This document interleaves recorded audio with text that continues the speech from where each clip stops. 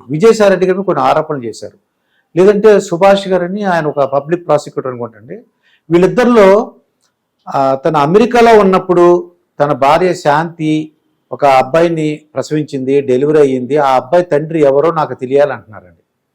ఇది ఎలా చూద్దాం ఉంటారు ఈ కేసు మేడం? ఒకటండి, ఇదేంటంటే అంటే చట్టం ప్రకారం ఏంటిది? చట్టం ప్రకారం తెలుసుకోవాలి. అతను మదన్ అడుగుతున్నాడు, ఆ పిల్లోడు తండ్రి ఎవరో నాకు తెలియాలని. ఎవరిని అడుగుతున్నాడు? దేవాదాయ శాఖ కమిషనర్ అడుగుతున్నాడు.